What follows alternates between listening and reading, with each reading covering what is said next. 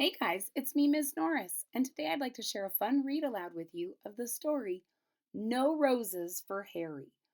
The story No Roses for Harry was written in 1958 by Jean Zion and was illustrated by Margaret Bloy Graham, and it tells the story of a sweet dog named Harry.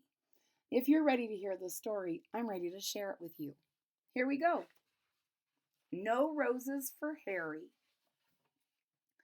We can start off with a Harry is opening a box that says to Harry from Grandma. And he looks very excited. And he uses his teeth to unwrap it. And his kids help him. Harry was a white dog with black spots. On his birthday, he got a present from Grandma. It was a wool sweater with roses on it. Harry didn't like it the moment he saw it. He didn't like roses. So it was Harry the dog's birthday, and Grandma sent him a wool sweater with roses on it, and Harry didn't like it immediately because he doesn't like roses. When he tried it on, it felt cozy and snug, but he still didn't like the roses. He thought it was the silliest sweater he'd ever seen. The next day, when Harry went into town with the children, he wore his new sweater. When people saw it, they laughed. When dogs saw it, they barked. Harry made up his mind then and there to lose Grandma's present. Dun dun dun. So his new sweater feels nice, but he doesn't like it, and he feels like everyone is laughing at him, and even the other dogs don't like it. So he says, I'm going to lose this present.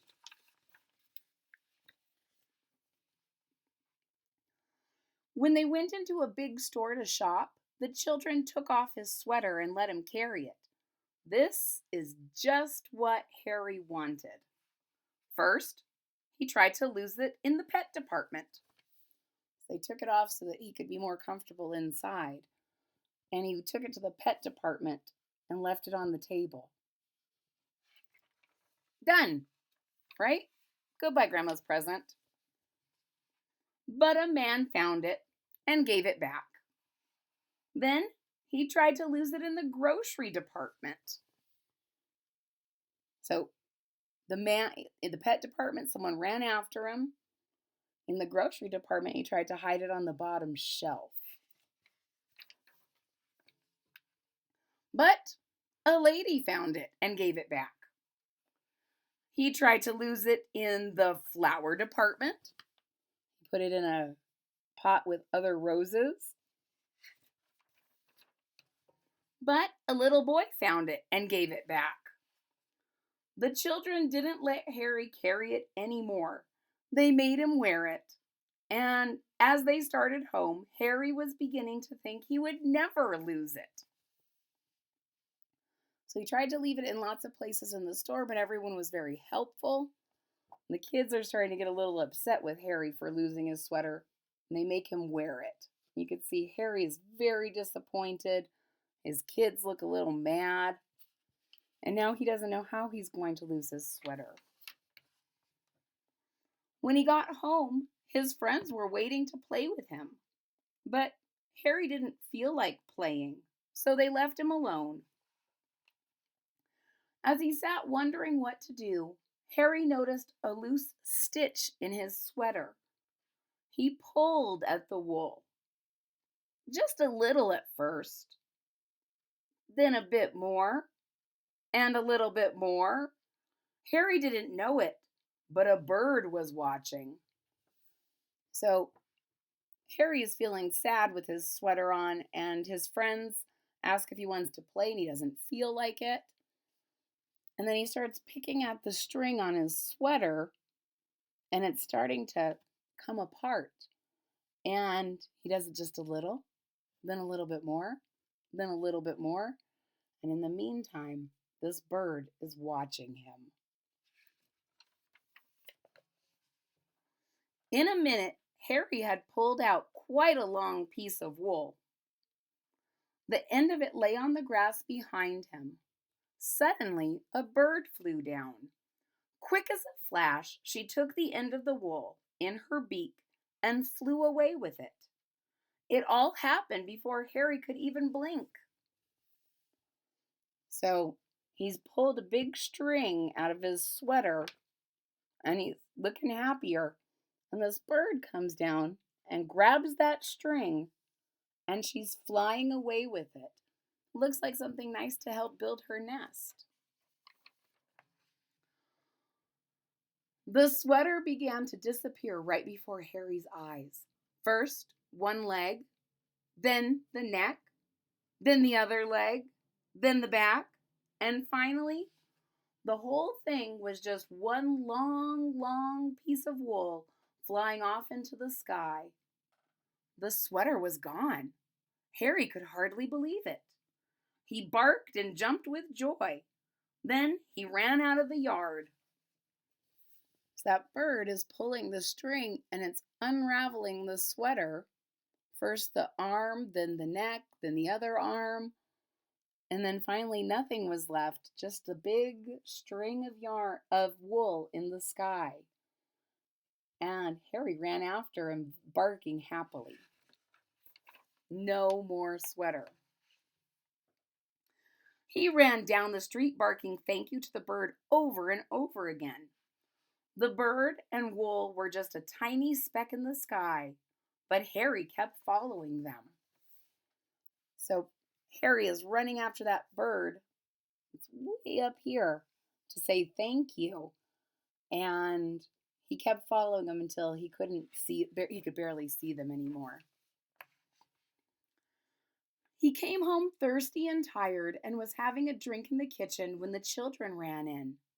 "We got a letter from Grandma," one of them said. "She's coming to visit us," shouted the other. Harry thought of the sweater and his tail drooped. Before Grandma came, the family looked everywhere for the sweater. They wanted her to see how nice Harry looked in it. Of course, they couldn't find it. Only Harry knew why. So Harry is very happy, getting a big drink after running around. Grandma's coming to visit, and they're all looking for the sweater so that they can show Grandma how cute he looks. And only Harry knows why they can't find it.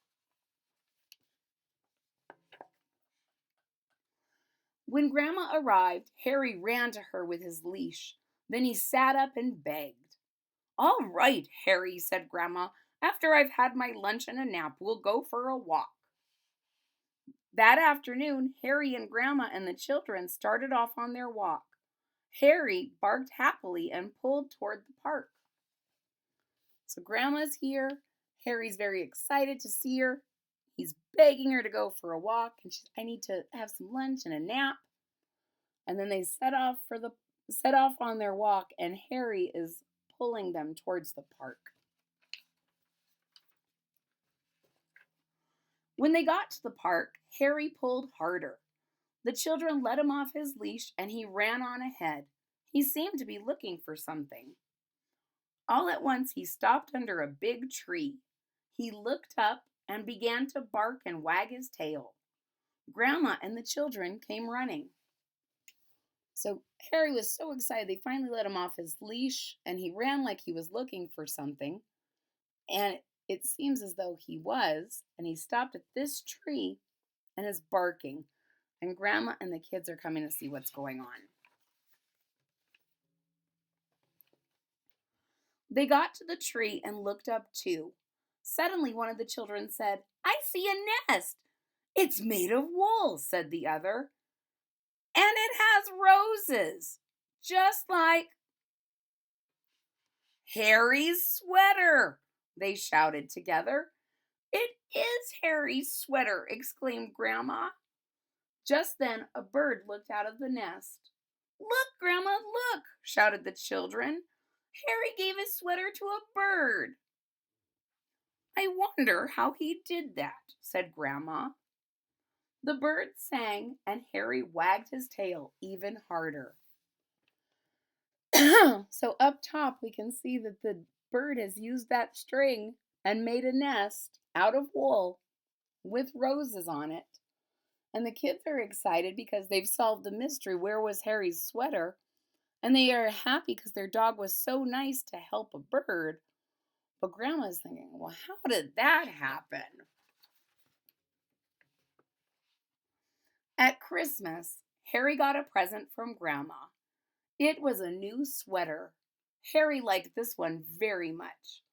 When he tried it on, it felt cozy and snug as the bird in the nest.